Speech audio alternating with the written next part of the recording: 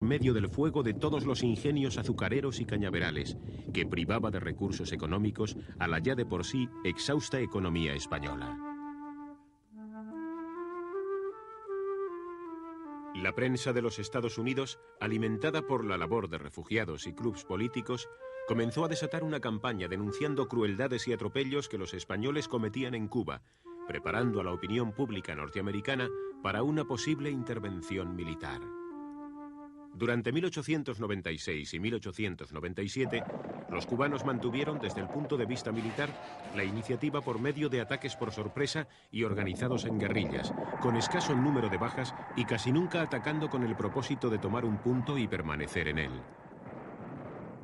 Por su parte, el ejército español se vertebraba en torno a un sistema de trochas y líneas militares, consistentes en vías de comunicación formadas por numerosos fortines, cuarteles y alambradas, que respondían a la concepción estratégica del mando, basada en permanecer a la defensiva con limitadas acciones de castigo. Pero no demostrarían tener una eficacia real contra el enemigo, que, refugiado y al acecho desde la manigua, luchaba con ventaja. Baylor creyó que la muerte del líder cubano Antonio Maceo, en diciembre de 1896, significaría el final de la revolución.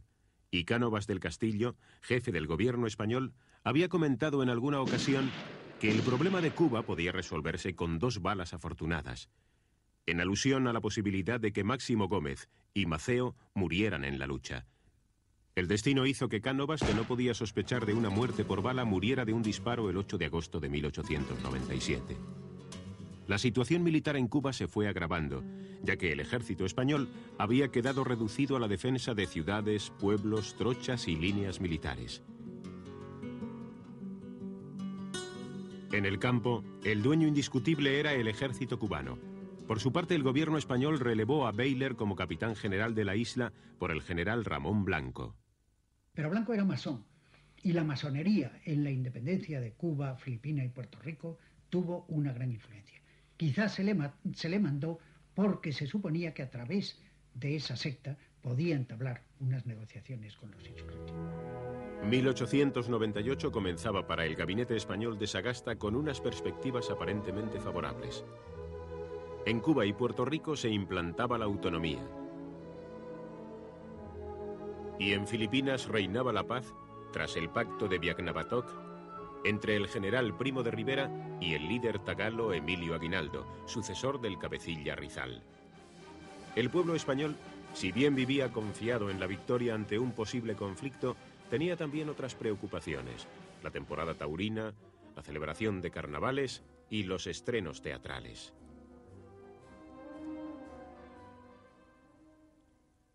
El 25 de enero atracaba en el puerto de La Habana el acorazado Maine, enviado por el gobierno de los Estados Unidos en visita de amistad.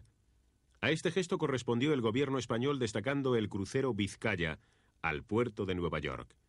Esta es seguramente la única toma que se conserva en cine del crucero Vizcaya, y posiblemente la primera de un buque de guerra español del siglo XIX. La noche del 15 de febrero, una tremenda explosión destruía el Maine, muriendo 266 marinos norteamericanos. El panorama internacional se ensombrecía por momentos y las relaciones con los Estados Unidos, de por sí ya difíciles, se habían tornado extremadamente vidriosas a partir del siniestro del Maine. La voladura del Maine constituyó un lamentable suceso que se incorporó como un argumento más para la declaración de la guerra. Los americanos no permitieron que una comisión conjunta investigara las causas del accidente.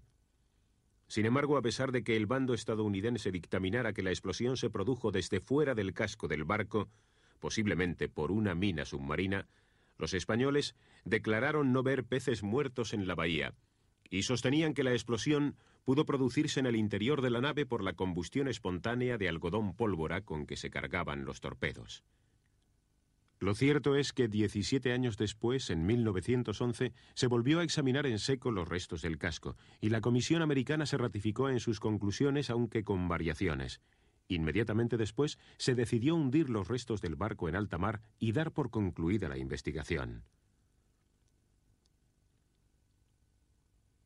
Tendría que ser muchos años después el propio padre de los submarinos atómicos americanos, el almirante Rickover, quien declarara que lo del Maine pudo deberse a una combustión interna y espontánea de las carboneras, descartando la idea del sabotaje y censurando la ligereza de la comisión investigadora.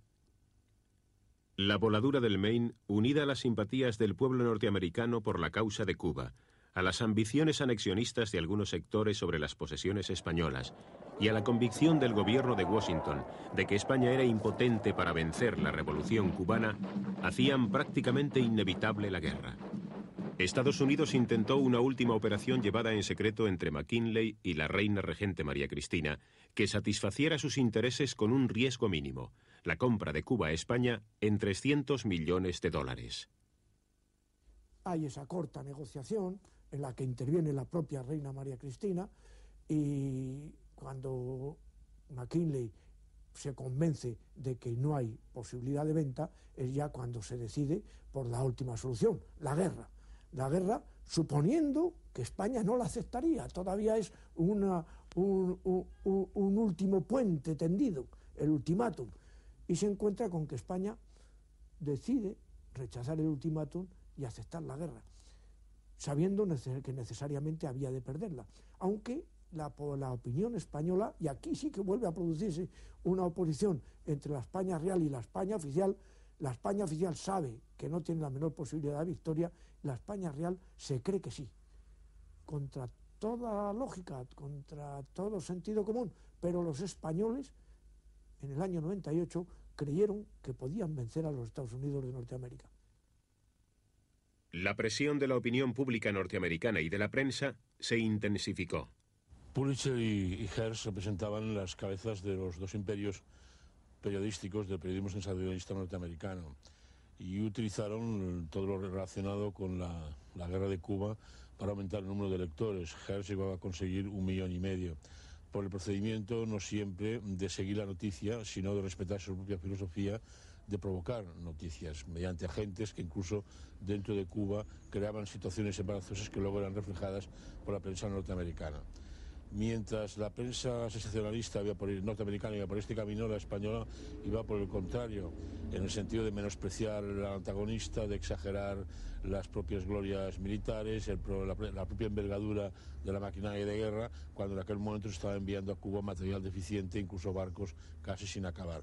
Es decir, se podría llegar a la conclusión de que mientras la prensa norteamericana falsificaba la guerra, las noticias de la guerra para ganarla, la prensa española las falsificaba igualmente, pero para perderla.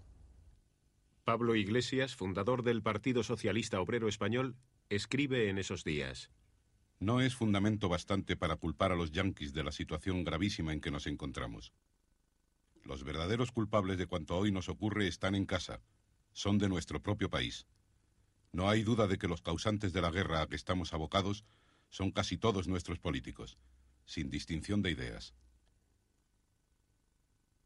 Ante la eventualidad de la guerra con los Estados Unidos, el gobierno español ordena zarpar el 8 de abril al almirante Cervera al mando de la escuadra de instrucción rumbo a América, sin órdenes claras y en condiciones muy precarias.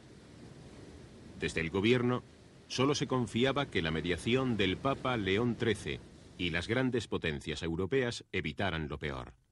El 11 de abril, el Senado y la Cámara de Representantes de los Estados Unidos en sesión conjunta acuerdan exigir la renuncia de España a su actividad en Cuba y a que retire sus fuerzas terrestres y navales de la isla, declarando además que los Estados Unidos no tienen ningún deseo ni intención de intervenir en el gobierno cubano si no es para su pacificación.